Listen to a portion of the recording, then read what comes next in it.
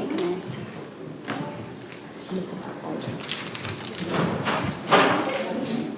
Hey, you could probably text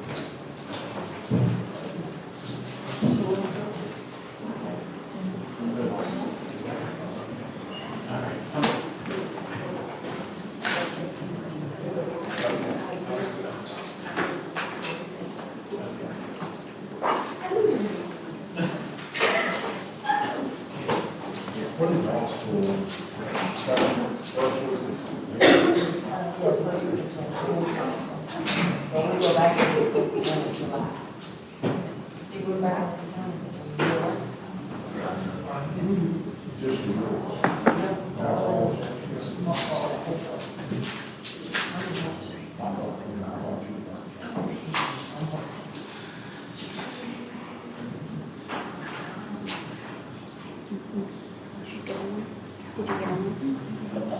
For your able?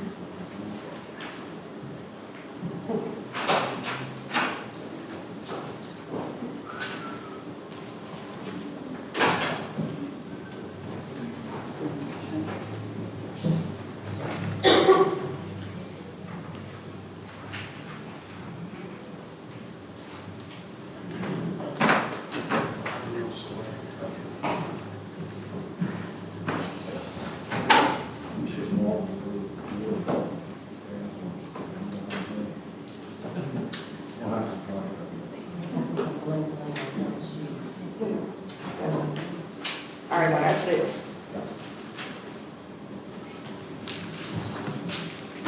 Good evening. I will now call the April 22nd, 2025 meeting of the Board of Supervisors to order. This meeting will be conducted pursuant to the bylaws of the Cumberland County, Virginia Board of Supervisors to ensure a fair, orderly, and safe meeting. Excerpts from the bylaws pertaining to the public conduct during the meeting has been posted outside for your review. Ms. Branch, please call the roll. Mr. Hamlet? Here. Mr. Newman? Here. Ms. Tyree? Here. Mr. Stimson? Here. Mr. Saunders? You want to go out and do the invocation?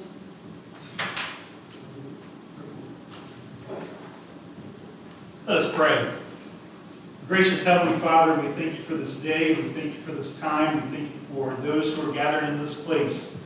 I just pray that you will grant us your wisdom as we discuss the business and the budget for Cumberland County, for the people therein. And I pray for your guidance. Thank you for your mercy and your grace and your love. In Christ's name I pray. Amen. Let us stand and to the pledge of allegiance. I pledge allegiance to the flag of the United States of America and to the republic for which it stands, one nation, under God, indivisible, with liberty and justice for all.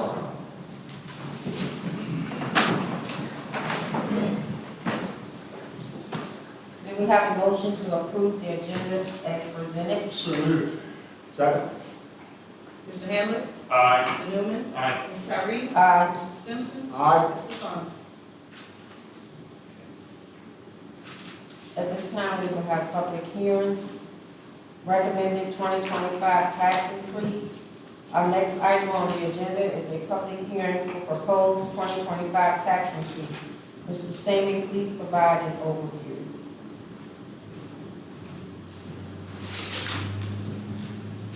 Yes, Madam Chair, members of the board, Derek Stamey, County Administrator here in Cumberland. And our first public hearing is the County Administrator's recommended 2025 tax rates. Just to give you a summary of information for all three of the public hearings that we have this evening.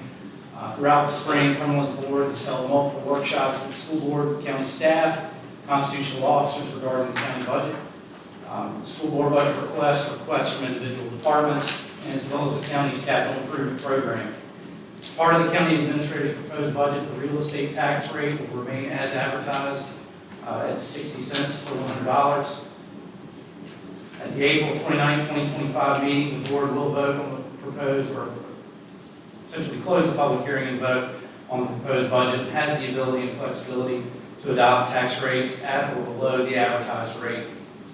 The proposed budget document, including the proposed 2025 tax rate, will be available on the county's website. And of course, we are requesting the board to hold 3 public hearings this evening as advertised.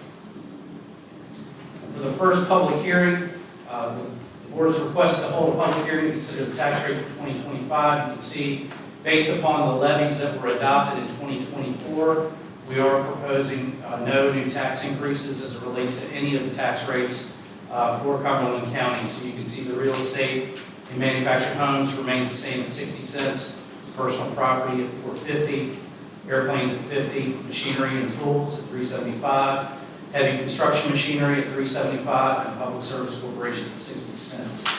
And again, this is a public hearing only. County staff will prepare draft motions after we receive feedback from the board as far as adopting the 2026 county budget and setting the 25 tax rates at the April 29th meeting, which will be part of your supervisor's agenda packet at that time.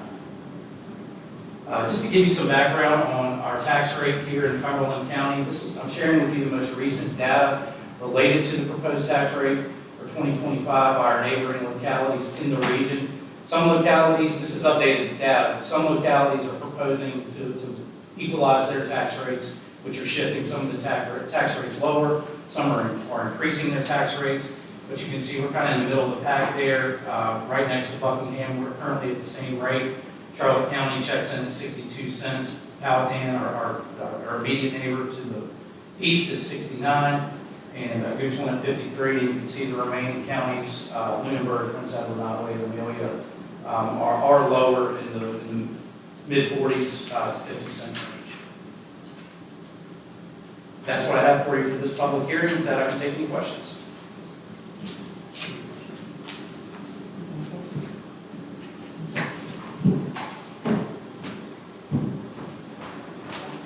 At this time, we will open the public hearing. If there are any citizens signed up to speak, call them each by name to speak. Once all speakers have finished, I'm sorry.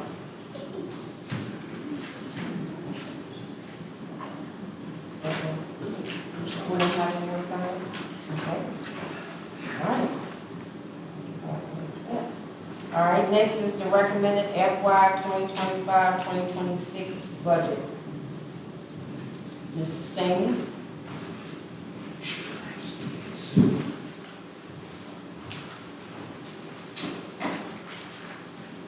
Okay, the next public hearing we have for you is the county administrator's recommended budget for fiscal year 25 to 26. Again, we're requesting to hold a public hearing and keep that public hearing open until the 29th of April. The fiscal year 25-26 budget process began in the fall of 2024. And through November and on through March, we did work with departments, schools, constitutional officers, and the Planning Commission on the capital improvement program and the county administrator's recommended budget. We went through a series of reviewing forecasted revenues, identifying funding constraints, and impacts to operations. We considered all of these as part of the current budget recommendation. The 4 budget workshops were held throughout the winter and spring, including a joint workshop between the school board and the board of supervisors.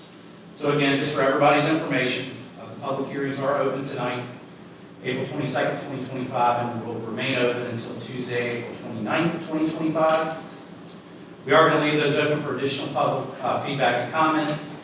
If anyone that is watching online or is going to listen at a later time, or anybody in the audience would like to follow up with questions, comments, or feedback, my email address is dsamy@cumberlandcounty.virginia.gov. This time will also allow for additional board member feedback and discussion, and we'll also be posting this presentation on the county web as well.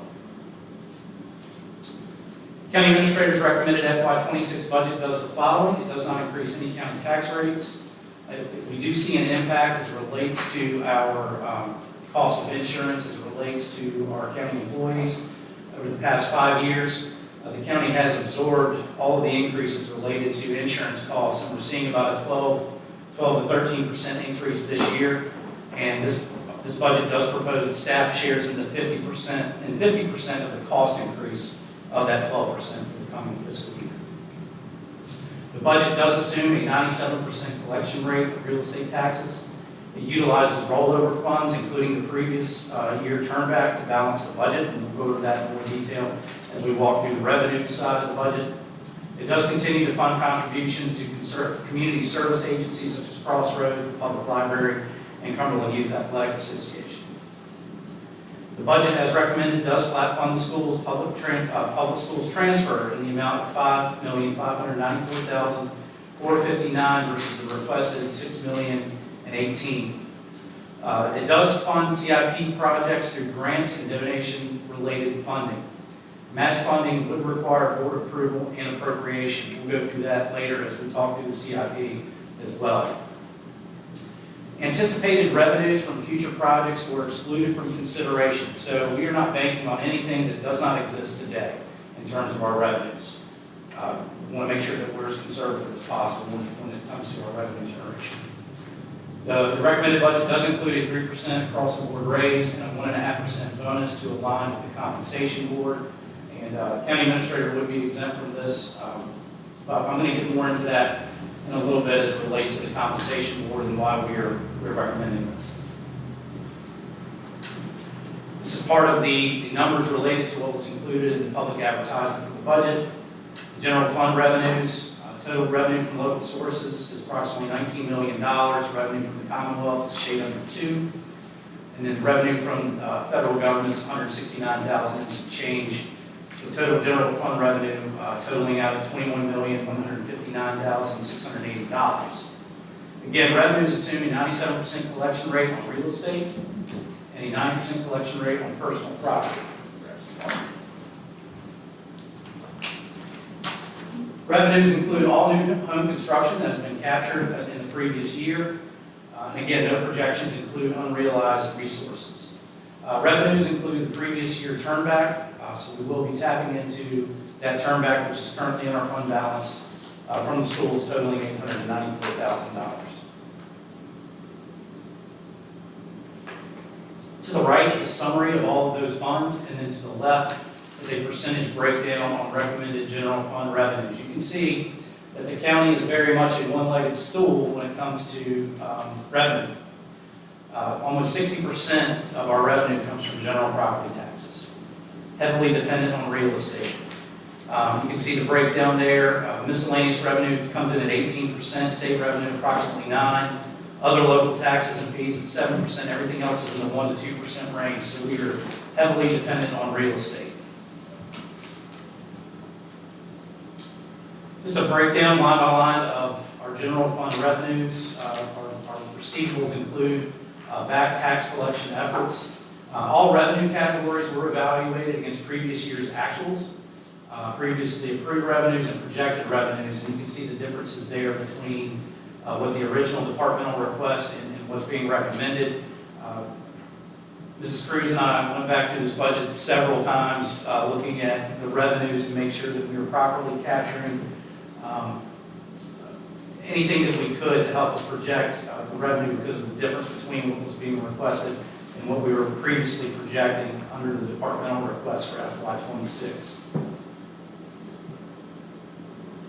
The next slide, I just wanted to highlight a couple of the highlighted areas where we saw some jumps in some of our projected revenues. Use of money is tied to interest earnings of existing county funds. We had been very conservative on previous budgeted lines from previous fiscal years, and we did shift this up about $125,000, which is still below what we collected the previous year, but it's based upon money that we have in the bank and money that we're earning interest on. EMS revenue is projected to increase due to improved tracking and reimbursement initiatives. Our new emergency services coordinator has been working very closely with finance to retool how we bill our EMS services and make sure that we're capturing all the information that we can on every specific call so that we can properly seek reimbursement from the insurance companies. Planning and zoning fees did increase last year, and it is projected to remain high based upon the amount of applications and permits that are coming through the planning and zoning and the building official's office. So we are seeing an uptick in those revenues as well. And again, just to highlight miscellaneous revenues, that's a large number. That includes the Cobb's Creek annual payment to the county of $1,131,000, as well as the school turnback from the previous year. That gives you your total general fund revenues of just at $17,858,253. Recommended general fund expenditures. This was, again, what was included in the public hearing advertisement in the paper. I'm going to go through this first section, just to give you an idea. General government administration. That includes everything from the Board of Supervisors budget to county administration to some of our constitutional officers, such as the Commissioner of Revenue and our Treasurer's Office. Judicial administration is related to administration of the court system, circuit court clerk, Commonwealth's attorney. Public safety is related to fire and EMS and the Sheriff's Office, as well as animal control. Public works is related to our refuse services and general properties. Health is not only our contribution to the health department, but also some other health-related contributions. Education and community colleges includes CSA, as well as our contributions to the local community college. Parks, recreational, and cultural includes our contributions to the library, as well as the funding of our Parks and Rec department. Community services is related to a lot of the local nonprofit contributions that we see from STEPS and Piedmont Senior Resources, and I'll go into that in some greater detail later. And then some non-departmental related expenditures of $20,500. What you see on the screen now is a pie chart recommending a percentage breakdown of our recommended general fund expenditures. And your budget is a reflection of your priorities, and education and public safety clearly stand out as priorities for the county. So look at the school transfer there, 26%, public safety 25%, 51% of all general fund expenditures are related to schools and public safety. No new positions are recommended with the exception of an assistant Commonwealth's attorney position, which is contingent upon the Sheriff's Office initiating a body camera program, which is grant funded, and I'll provide some additional information on that later. The budget has been reviewed line by line, and projections are either flat or reduced where possible. All budgets are impacted by a 3% ATV increase across the board, and 1.5% bonus is recommended per Virginia Compensation Board. And I know this is something that the board can have a discussion on as to how we move forward with it. We haven't really been given a whole lot of guidance on how to implement the 1.5%, but it's something that we can certainly discuss and ensure that it's equitable.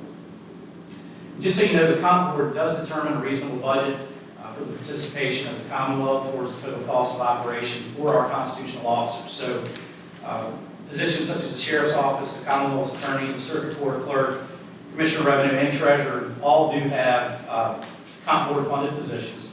Not all of their positions are Comp Board funded, and then some of the Comp Board positions partially fund some of those funded positions.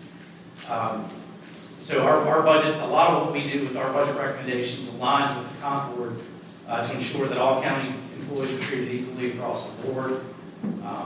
Failing to fund the 3% and the 1.5% bonus, however we land on that bonus piece, would lead to certain positions performing the same duties, receiving a raise, and others not, potentially. So it's one of those things we have to keep in mind. Breaking down the recommended general fund expenditures. General government administration, again, $2,106,774. You can see from departmental requests to the recommended budget from the county administrator, a lot of those do increase. A couple go down, but most increase, and that's primarily related to that 3% across the board and the 1.5% bonus. And you're going to see that throughout this budget recommendation when you look at these individual lines. So literally, we went line by line and looked at previous 3-year projections and tried to come up with the most conservative estimates as it relates to expenditures. So this has been combed over multiple times. Judicial administration, again, that includes the new assistant commonwealth attorney position, contingent upon body cameras. You see that uptick in their budget there from 401 to 415. Public safety, sheriff's office, school resource officer, E911, fire and EMS. You can see that there was a decrease in the fire and EMS. That was after going through the budget and looking at the requests from the volunteer fire departments and making that a flat funding request over the previous fiscal year. Correction and detention did go down. We worked very hard on the correction and detention budget at Piedmont, and we've been able to lower the county's cost and share of providing that service, paying for that service, I'd rather say. Animal control did go down as well. That's primarily driven by a position that was requested but not ultimately filled. Same with refuse and general properties. This is why the requests and the recommendations came down at such a significant amount. The health contributions, that includes the supplements to the local health department, Piedmont Senior Resources, Crossroads, and Free Clinic Powhatan, as well as the Heart of Virginia Free Clinic. Those were all funded and recommended as funded as requested. Parks and Recreation and Cultural, we did recommend a slight increase to that, again related to the across the board. CYAA requested $10,000, we landed at $8,000. We just finished making about $80,000 worth of improvements to the ball fields and some improvements to the gymnasium there. And they're doing pretty well from a financial standpoint, it's my understanding. So right now the recommendation is $8,000.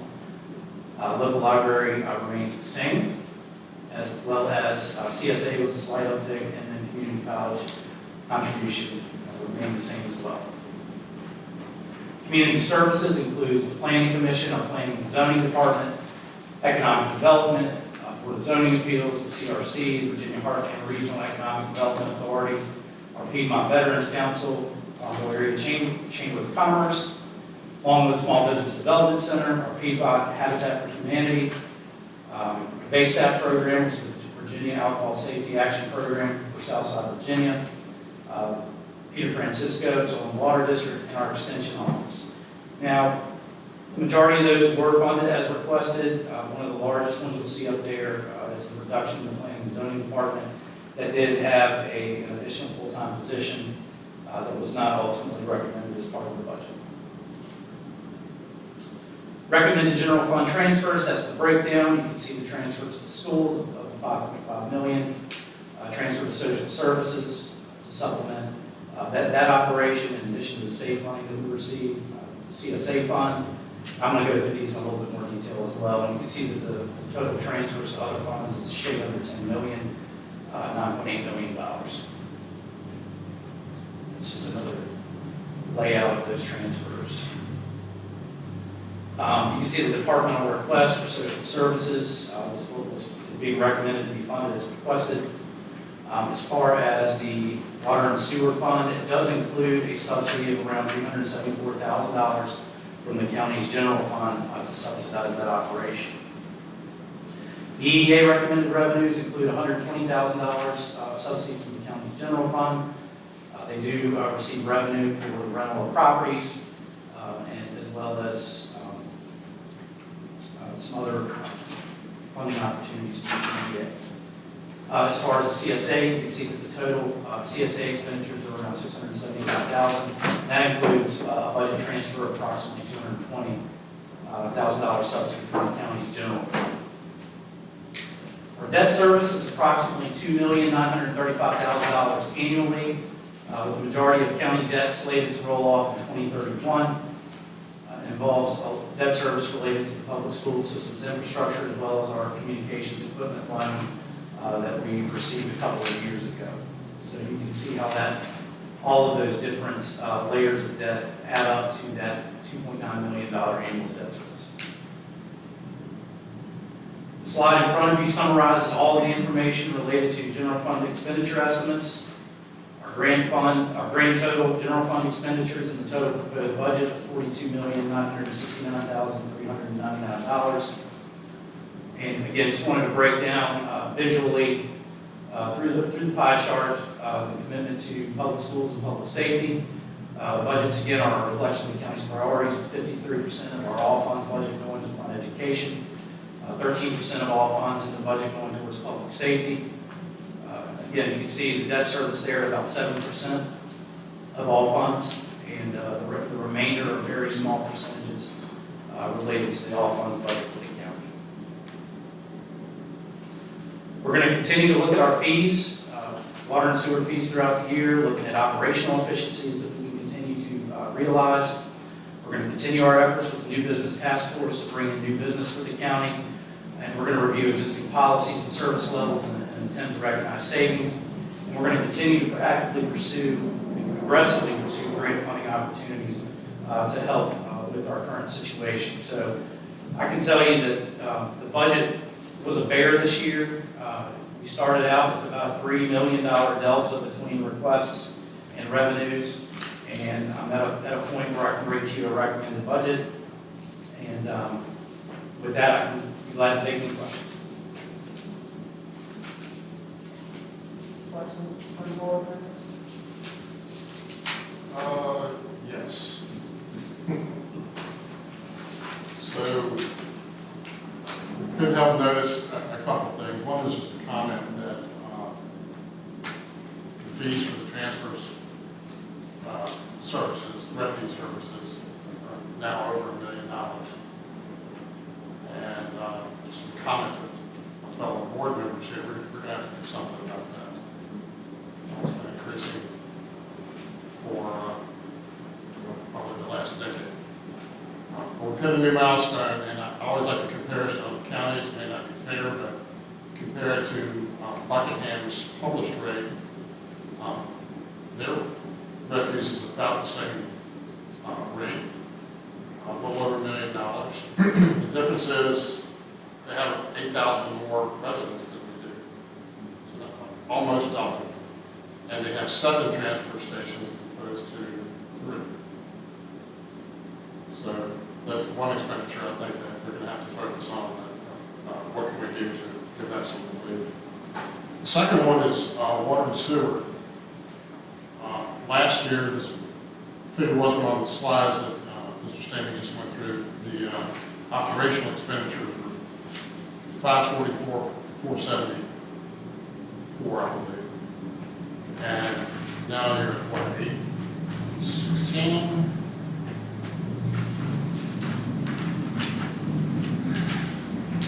That's correct.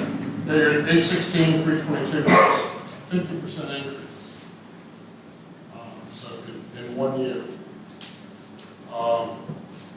That's going to take, again, some additional detail as to why that increased that amount. Okay. The county is buoying that to the tune of $374,000. So it's the expense of running the water and sewer systems, which there's approximately 174 connections. And if I had to compare it, I think that's awful high expenses for a water sewer system, 174. So it's time to go through that, look at automation, look at any ways we can to reduce costs going forward. Okay. And maybe rekindle the water board, which I think I'm supposed to be board liaison on that. The challenge there is it hasn't been a board for quite a while. So it could be as long as a decade. Anyway, we need to do work in those 2 areas. So, Okay. thank you. You got it. Mr. Stanley, so I just wanted to know, just for those in attendance, or for those who may be watching via the web, if you could just explain what the turn back is, the school, the figure from the school. Can you explain what the turn back is, what that number, where that comes from? Absolutely. So at the end of the year, let me back up. So each year, the school system gets a budget transfer from the county. It's typically, in the past, at least since I've been here, it's been matched as to what they've requested. It allows them to dive in and acquire additional state funding, grant funding. And what we've asked them to do, at least for the past 2 years, is to monitor their budget throughout the year and then work to identify and hold on to funds that they don't need to expend, and then if they're able to turn that back to the county. So when I use the term turn back, funds that aren't used in the schools are able to say at the end of the year, they turn those funds back to the county. So given that figure, what was, do you have the figure for the schools for last year, the current fiscal year's approved numbers? It was, the general fund transfer was $5,594,000, so it's, what I'm recommending is a flat, same amount as last year. Same amount, and they ended up not using, how much, what was the turn back figure? $894,000. So $894,000 of that we approved for last year. Okay, I just wanted to make sure that everyone knew what that term was and where those funds were coming from. And then one of my biggest concerns, and by the way, I know this was a huge task, a huge undertaking. I know we started off with the request from all the departments, the tune of $3 million above where revenues will be landing. So great job tuning it in and trying to do this with the revenues that we were projecting without having to touch tax rates, because for me that was a non-starter, touching tax rates. Big concern that I have in here, you put for the body cam. I know that was a grant that was applied for by the Sheriff's Department. I believe that grant's expired. No, we did check on that, and it's not. The funding is available through 2026. Okay, so That's new information, yes, sir. Okay, that wasn't given to me previously. I guess my biggest concern is when we take a look at county administration and the workload that we're putting on staff. There's one department in particular that stands out that we've got one person running that department, that's planning and zoning, where typically you would have for the workload that department has currently, I would say probably 3 people. And so you've got one person doing the workload of 3 people to no fault of their own, getting bogged down and getting behind because it's just humanly impossible to keep up with that workload. So I think that if we're going to look at adding positions, it would behoove us to look where we need it the most and not necessarily where we may or may not be getting funding for body cams and needing a new full-time assistant Commonwealth's attorney. I just think that that's something that we should look at, because we're talking about a real need versus a kind of, hey, we don't know if this is going to happen or not. So that's kind of one thing that stood out to me. But I want to say great job to staff, great job to you for putting together this. That's absolutely. I got a point to my left. To your right. Maybe I should be. Yeah, Jennifer's Great job to so- staff for putting together this budget, because I know it was a huge undertaking.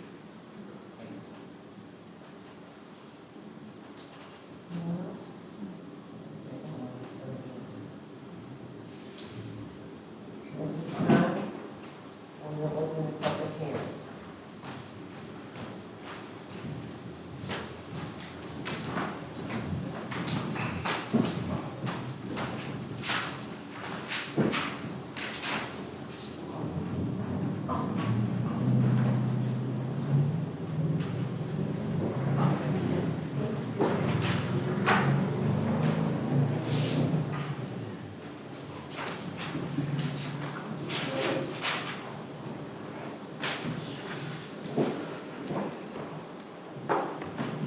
first person we have signed up to speak is Liz James.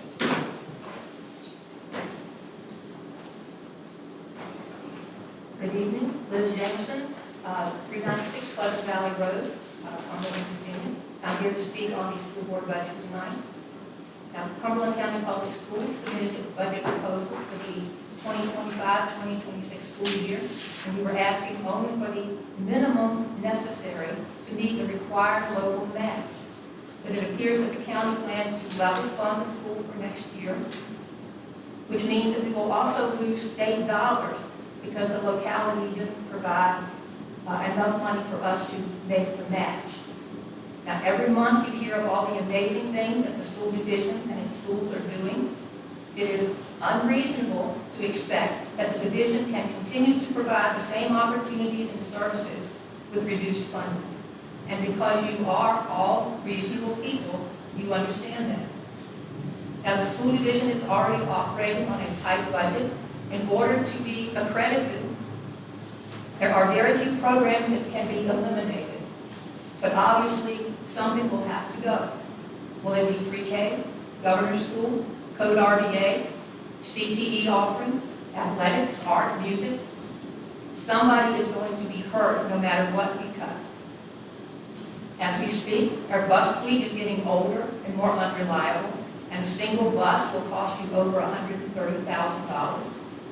Class sizes will probably go up. And you've noted that you plan to give the county employees a 3% raise. We had hoped to do the same. We've already had some teacher resignations, 5, and some of them in hard-to-fill areas.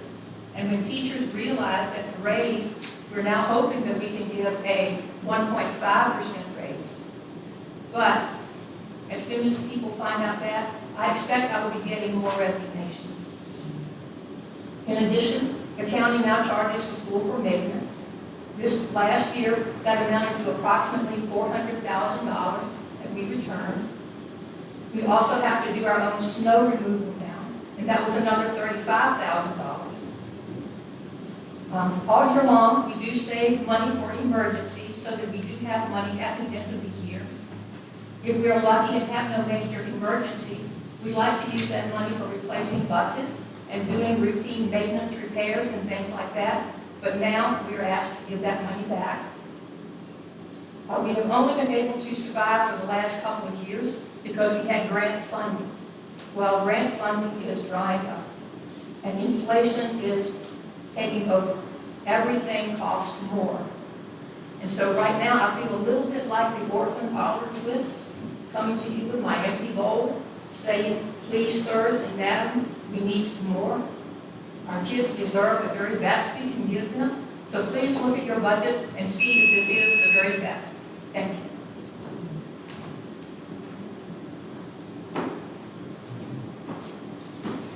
Next, we have Mr. Roger Hatcher.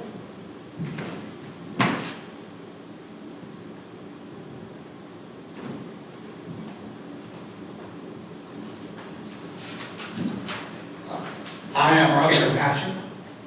I am a citizen of Cumberland County. I am a Cumberland. But I've been associated with the county for longer than I've owned property in the county.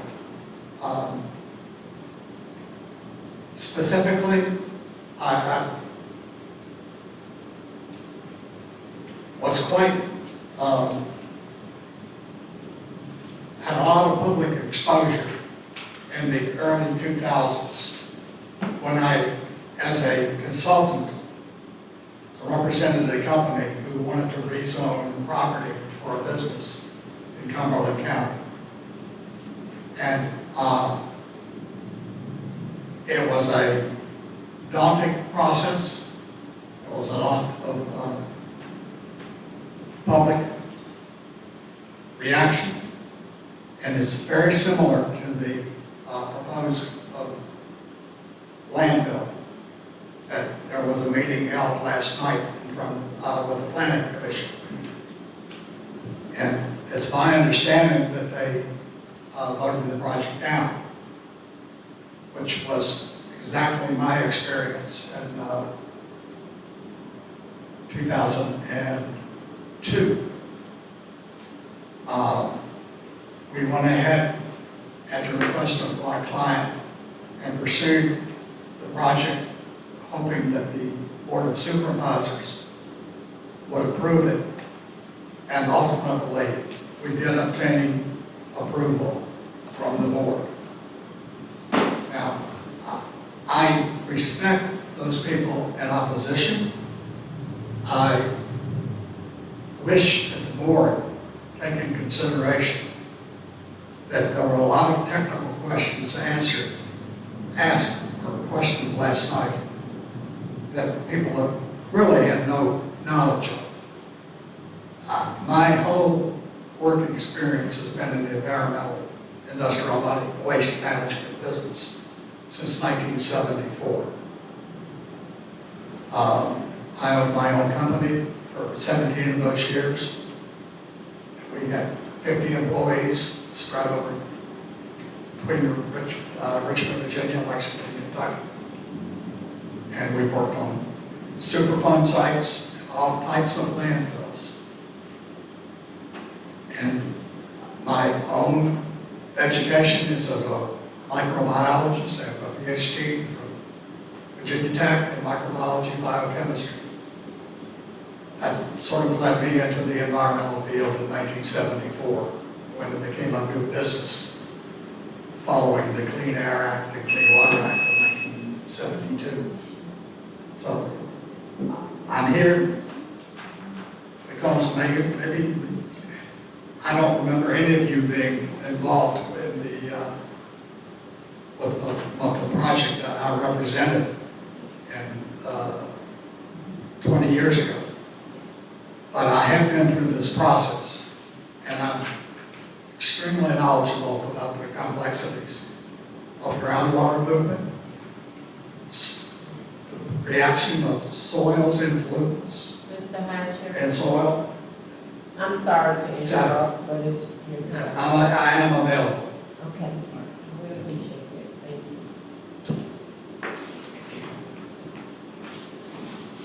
you. Mrs. Shores?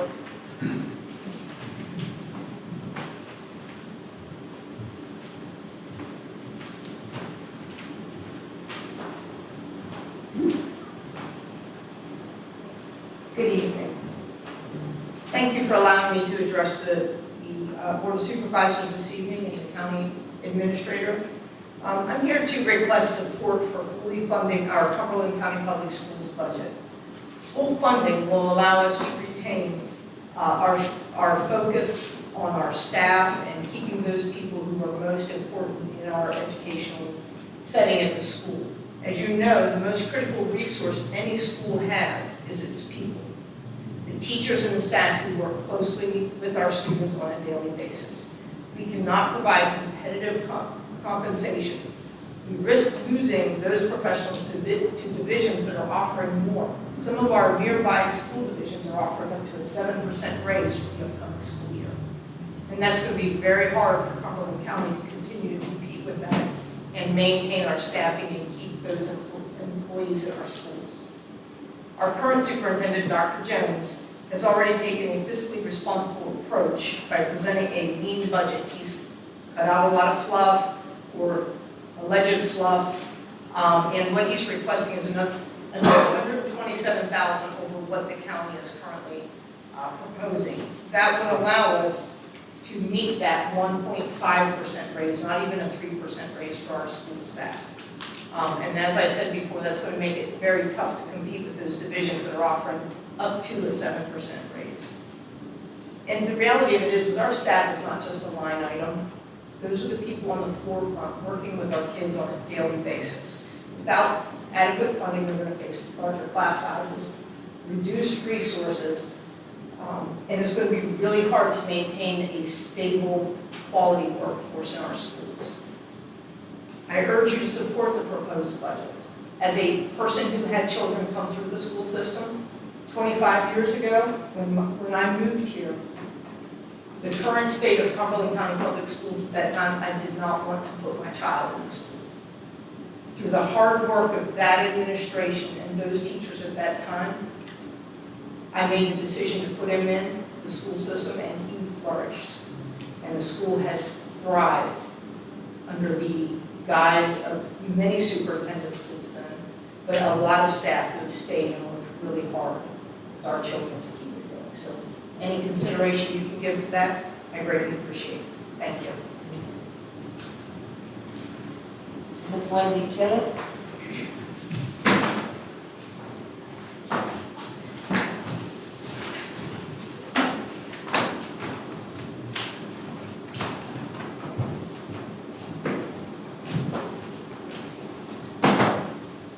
Wendy Till at 385 Syra Road, District 4.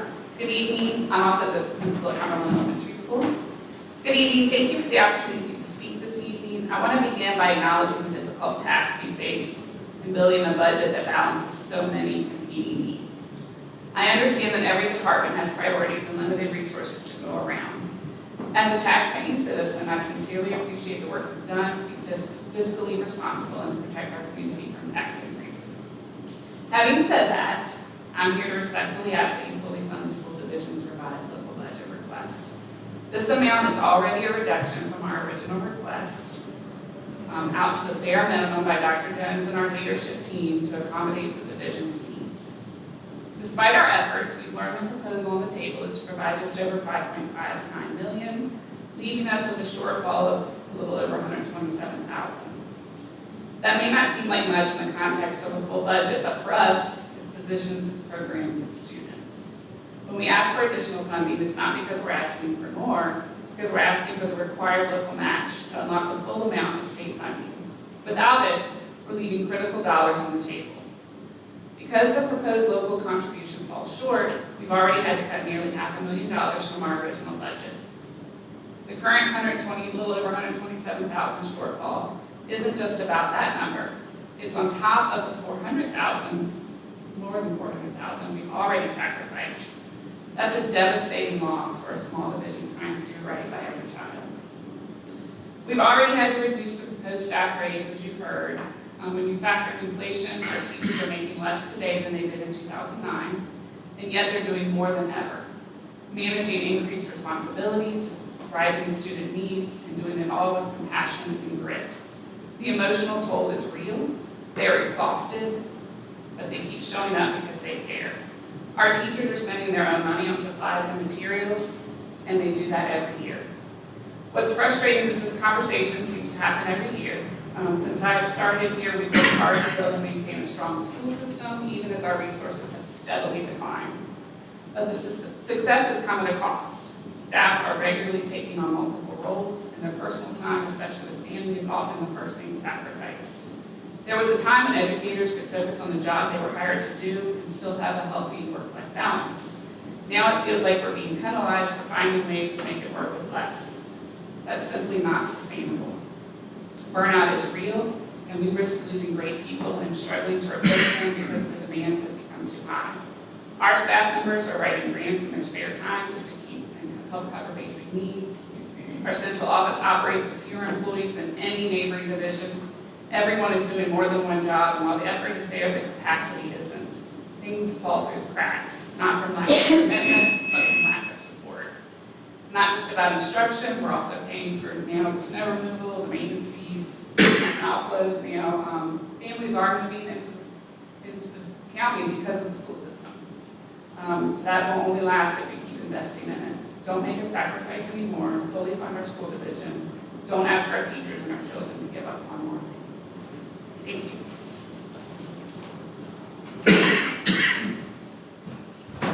Ms. Virginia Hills?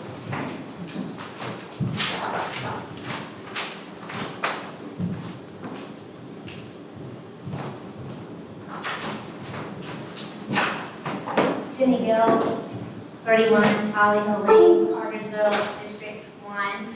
First, earlier I did reach out to 3 of the 5 board members, and I do want to publicly thank Mr. Saunders, Ms. Tyler, and Mr. Hamlet for returning my call and for providing me an opportunity to speak.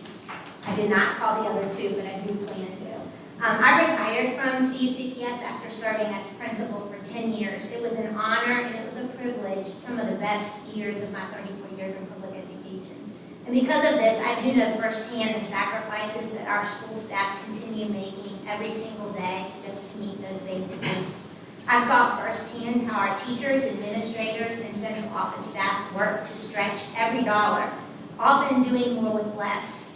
In addition to the extra grant writing that's done in central office, our teachers work tirelessly to secure other grants, even creating and sharing Amazon wish lists with their friends and family to fill where school funds fall short.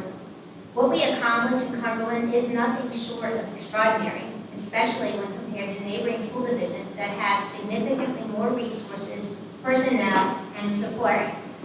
I've had the opportunity to serve on a board of principals from across our state and recently to work with a company whose focus is family and community engagement. And I can see how underfunded we are. For example, in other counties, neighboring counties, they have a paraprofessional in every kindergarten class, or at least one for every 2 classes. This is something that I have requested each year in our budget, but it never made it to your budget. So I know you probably wonder, why would I think that's a need? I invite you, as I have stood here before, and invited you to the elementary school and spend a day in kindergarten, and I am sure you will see why that is a need.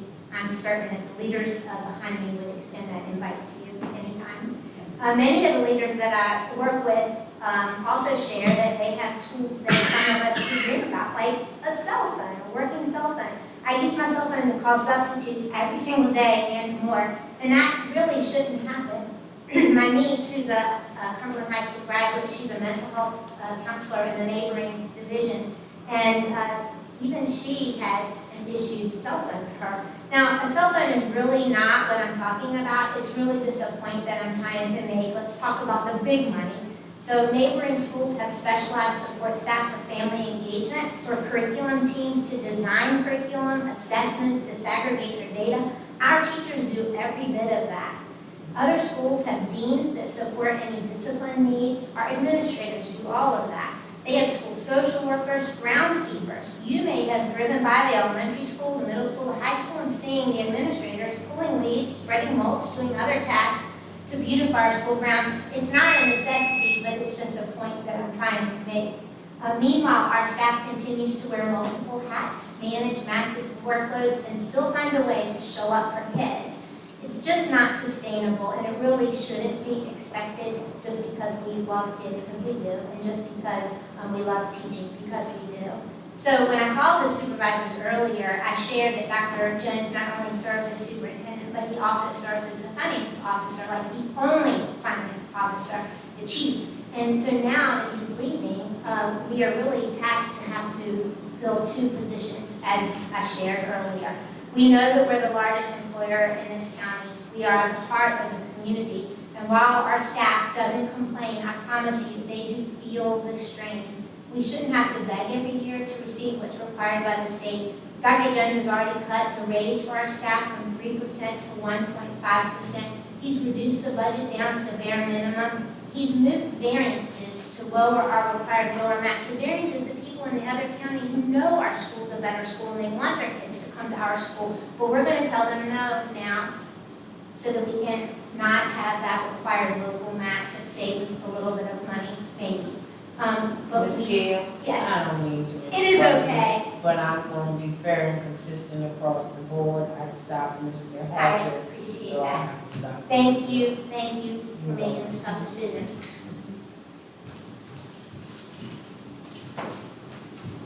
Next, we have Stephanie Olson.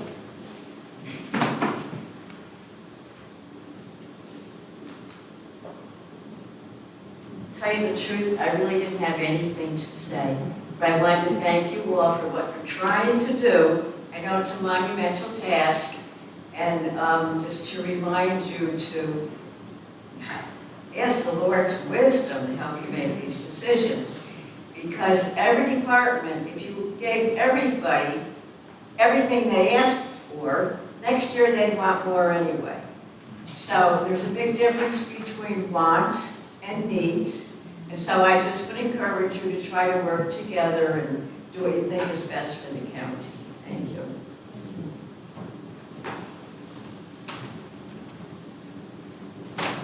other citizens signed up to speak.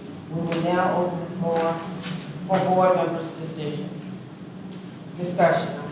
Public comments will remain open until April the 23rd, 2024. All interested citizens will have the opportunity to give written or oral comments until then by contacting our Deputy Clerk, Tiana Birch, in the County Administrative Office at 804-492-3625.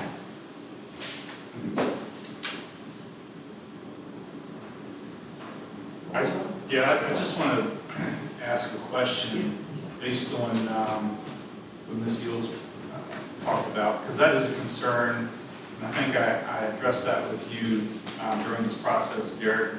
Did we get a revised request We did. from the schools?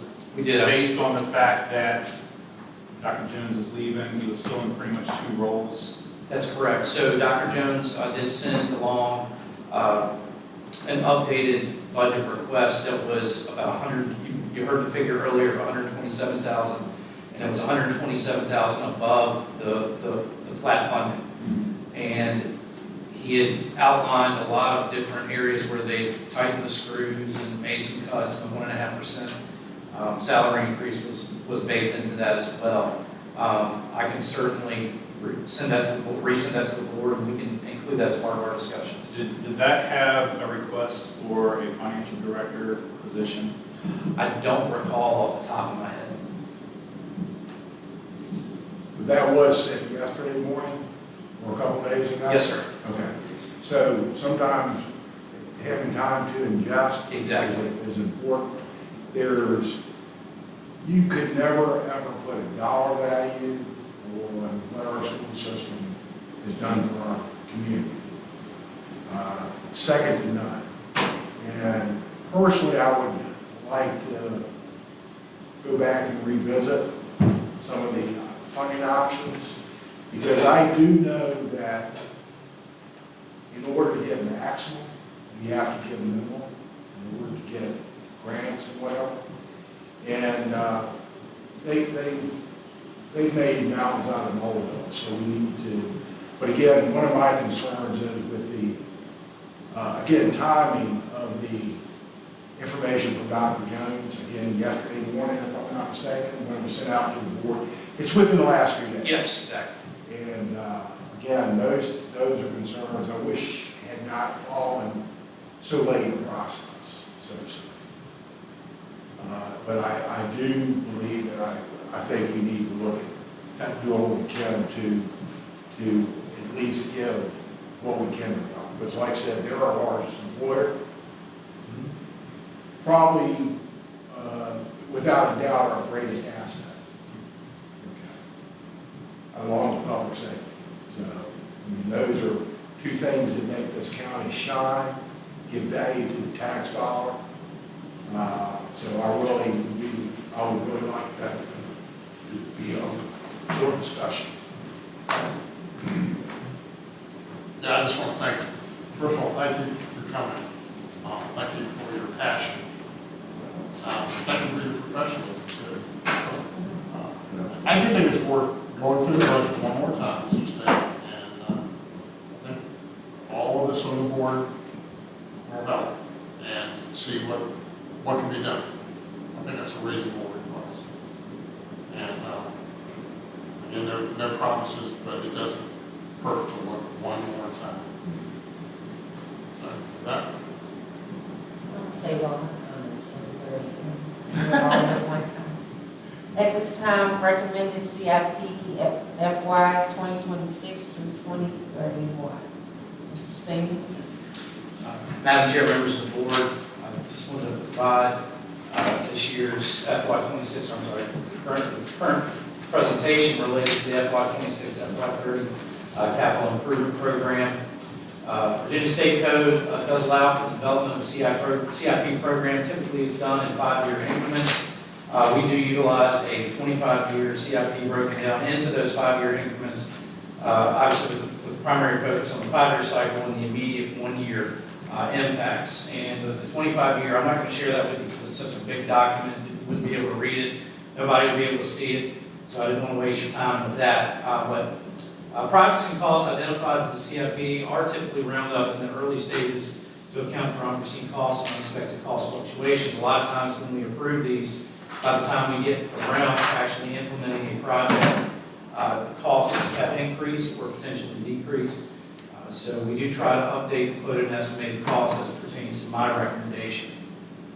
Really, I focus on 3 areas for funding sources, and that's cash out of the general fund, borrowing opportunities, and then I group grants and donations together, and I've highlighted those for a reason, because when we go through this document, I'm going to share with you what the recommended projects are, but also how this could potentially be funded. So I've got some updates on some of these projects. Some creative solutions, we partner where possible. Examples include our radio system project, used vehicles, tanker donations, and we look to implement best practices. An example of that, I mentioned it earlier with the Piedmont Regional Jail. They are actually following a very similar program that we are related to their CIP program, and it's ended up saving us quite a bit of money because it's adopted as part of the regular operating budget. We did share this with the board at a previous workshop. The planning commission was engaged as well, and did try to synthesize all the feedback that I received. So in looking at the FY26 recommended budget, I am recommending, and this is all contingent upon grant funding, because we don't have, we have money in the general fund, but I'm recommending that we approve this contingent upon grant funding. And right now, I'm recommending 2 new sheriff's vehicles at $123,334. Their original request was for 3 new vehicles, but we think that if we can get 2, that would be great. Paving at the Randolph Transfer Station. Transfer station is pretty rough. I know the one at Hamilton needs it as well. We're going to look at ways that we can creatively get that accomplished. And then renovations at the animal shelter. Again, all 3 of these projects are contingent upon grant funding or donations. Public utilities includes a recommendation for a pump station generator. And again, that would be contingent upon grant funding as well. We have opportunities through the Virginia Department of Emergency Management that I feel that these would qualify for, and I do want to pursue those. And as far as judicial administration, I am recommending a potential funding that would be based upon borrowing in the amount of $1.5 million related to seed money for the courthouse architectural design. We are considering the use of a PPEA process as recommended by staff. There's more to come on this. I need to provide you an update on that process to improve and lower the design and construction costs related to any previous shared designs of that. This is a placeholder, as we do not have an upfront estimate until we actively receive proposals from qualified firms. I didn't want to omit this from the presentation tonight because we're going to have to go into much more detail at a later time as it relates to this project. Fire and rescue, we did fine-tune the estimate on an ambulance replacement, and that estimate has come back at $406,296. Would be grant funded. The current request is at 70%.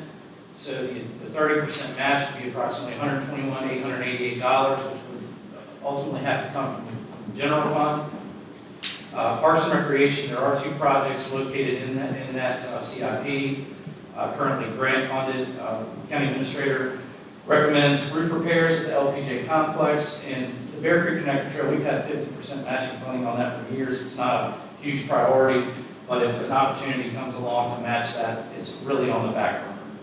It's just up there from an awareness standpoint.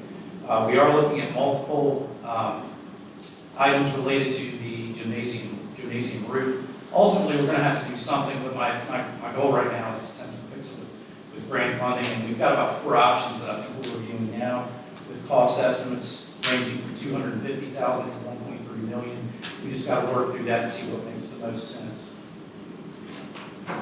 Public schools, all requested items. Dr. Jones had indicated to me that these were contingent upon grants and donations.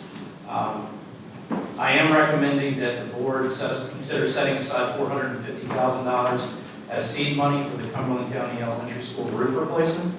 And this can be done at next Tuesday's meeting. That figure is not baked into the budget as presented, but it's up here for discussion purposes. So with the idea being that we recognize this as a need, we've got a cost estimate of approximately $1.1 million, and we want to go ahead and start setting aside money for that roof replacement. we don't want to get caught when we don't have any funding for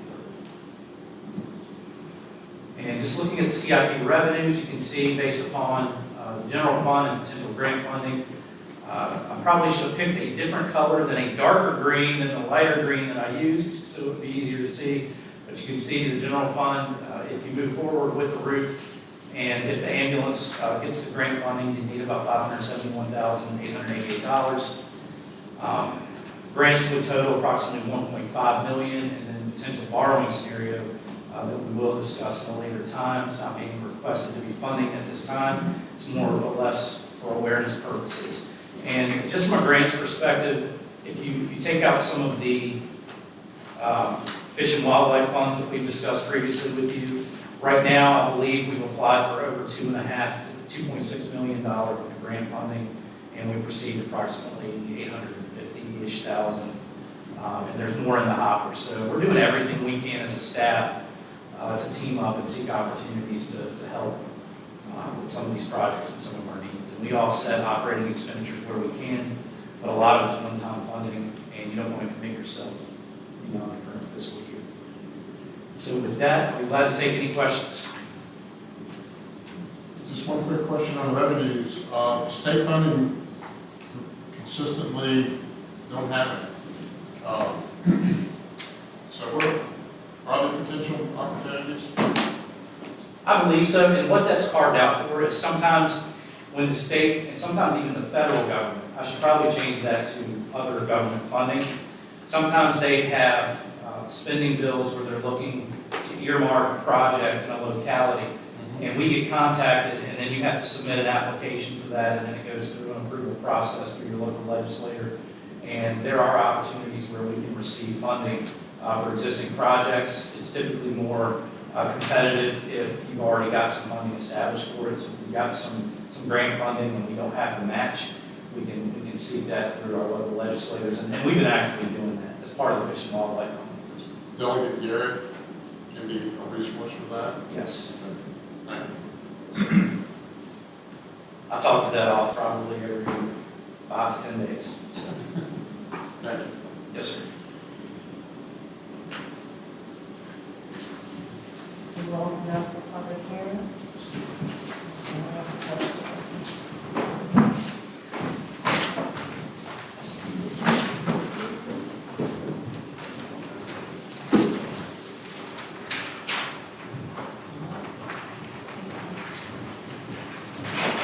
No one being signed up at this time to speak.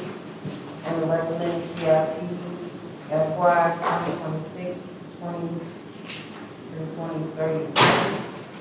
You can contact our county administrative office with questions or concerns until April 23rd, 2024.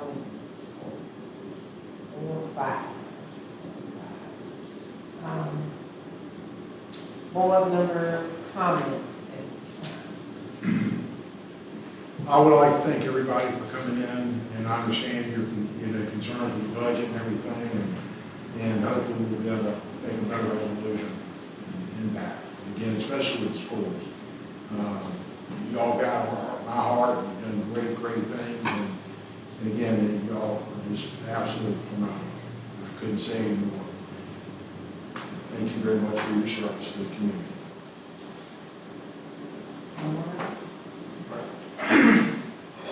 As always, thank you for showing up tonight. Thank you for those who chose to speak, voice your concerns, make your voice heard. It's not an easy process, and I think most of you all realize that. And from where I sit, I've always said, look, I don't like taxes, I don't like spending. That's my kind of view on government. But the two areas that I don't like penny pinching are public safety and our schools. A lot of times you hear localities, their solutions are just throw money at it, and that'll solve the problem. We know that doesn't work. But one thing that I recognize with Cumberland County Public Schools is you already operate on a shoestring budget. You do a lot with a little, and I don't think you should be penalized for that. you should be recognized for that, and if there is a way to make sure that it's whole, then we need to look at that. Especially given the state of Dr. Jones's moving on, because of the fact that he did serve 2 roles. And I think that that's something that wasn't accounted for when doing this budget process. But thank you for coming. Thank you for taking part in this process. And it's not set in stone yet. So, thank you. Yeah, just, again, thank you for coming. We heard you loud and clear. So we will look through the budget. The figure is $127,000, and let's see what we can do. Well, so you all my comments for the end. First of all, thank you all for coming. School system, you all know what you mean to me. I've been on both sides. I'm a product of Cumberland County Public Schools. So it's not easy sitting up here and to tell you all that we cannot fund you. To our county administrator, Mrs. Stamey, you do a wonderful job, you and Jennifer and the entire staff. But you know we're gonna give you more work to do. We're coming back at you one more time because we heard the school system loud and clear. I thank them for coming to us tonight in a professional but respectful manner and addressing their concerns to us. Not yelling at us, not screaming at us, not belittling us, but just expressing facts and concerns. That means a lot. If we had the money, we will give everyone what they're standing in need of, but it has to be a need and not just a want. It is hard.